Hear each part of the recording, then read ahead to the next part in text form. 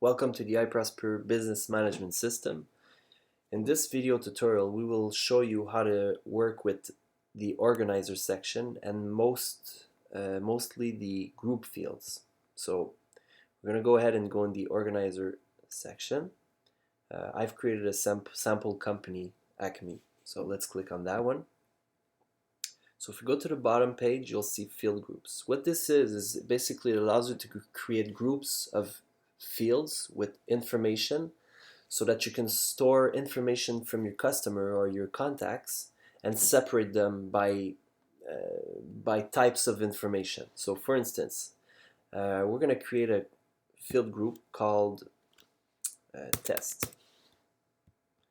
In this field group, we're going to edit the fields and select which type of fields we want. So basically, we're going to check one, let's say, a check field. A check field is a field where you can do a checkbox or the customer can fill out and do a checkbox. So we're going to click on the edit field here, change this name for active. So let's say we're going to say if it's it's an active or not field. So click on that so that we won't make it a required. Required means that the person has to check it, but since it's a checkbox, we want to give the possibility of the person to specify if it's active or not. So I'm going to click OK on that. So the first field will be there. On the side, let's say we're going to select a date field. We're going to add one date field. We're going to edit the name, the label text, name of the field. We'll name it, let's say, birthday. We'll say it's a required field just for fun. Then we're going to add a phone field. Let's say we want to add, for instance, a field called, let's say, cottage phone number. Radio button. Radio button are basically radios are to give it the choice of the person between specific selections. So let's say the question will take we'll say type of preferred jelly, for instance. I'm going to put raspberry, strawberry, and cherry. So each choice that you want to give to the customer or the client or the field, you put it one per line as it says here. So we're done with that one. We're going to add a select field, and what we're going to do, instead of putting it right underneath like we've just done, we're going to put it to the right of it so that we can have two fields side by side. And this side we're going to say the way you prefer your toasts, for example. And the choices we'll be putting are well grilled, regular, lightly grilled. Perfect. We're going to continue with a simple text field. So a simple text field is simply basically a question and then an answer with a text box. So it's a free text box that you can fill out. So what we're going to put in there is comments for food, let's say. So is it a required field? And if, let's say, we're going to add afterwards a web address or an email to give you the difference of options. So comments for food. Then we're going to ask the person to enter, let's say,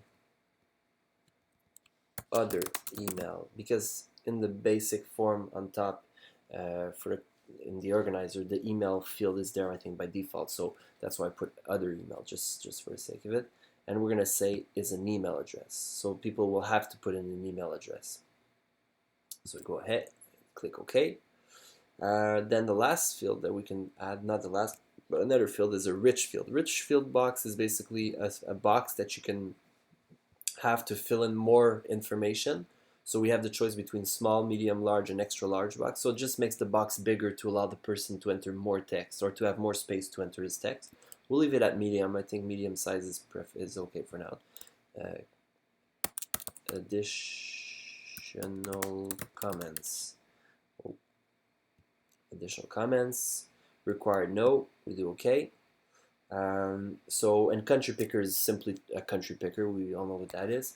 And the custom list field will be seen in another tutorial. So you can go in the custom field section to see what this is exactly. So we're going to go ahead and save our field groups. So what we're going to do is we're going to add data into the field groups that we just added. So we click on the add button, and as you can see, all the things that we've selected are all available in this form. So is it an active? We'll say yes, active. Click to set date. We're going to say, all right, 22nd of December 2016. We're going to put here, let's say 9:55 p.m. Click OK. Then cottage phone number, we're going to put 514-514-5145. No extension. It's going to format that phone number automatically afterwards. And if you put in extra letters or not, they're going to remove them. So let's go ahead and put those. You're going to see they'll be removed and formatted automatically. Type of for jelly, I prefer raspberry. Well grilled, I'll put regular. Comments for full, no. Comments for now. Other email, we'll put acme@acme.com. Additional comments there, as you can see, we can format text, enter any text we want to add, and formatting is possible. So let's say we format this here, bold, we want this one to be underline, and we want this one to be italic, so we have that here, and we can also put link here.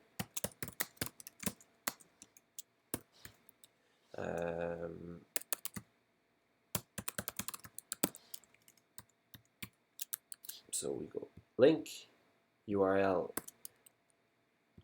http://www.iprosper.ca. Whoa, sorry. Title,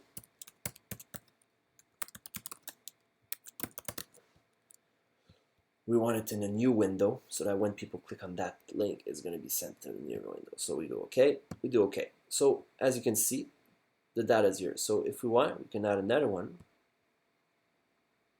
This one won't put it active. 27th, we won't put any here. We'll put cherry. We'll put lightly grilled. Comments for food, no comments. Other email,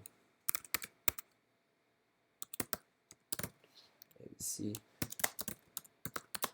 No comments for now. We do OK. So as you can see, we can enter as many details as possible. So you know, this gives you so many options, and what's fun about this is that you can create as many field groups as you want. You can add another one called let's say we'll call it, for instance,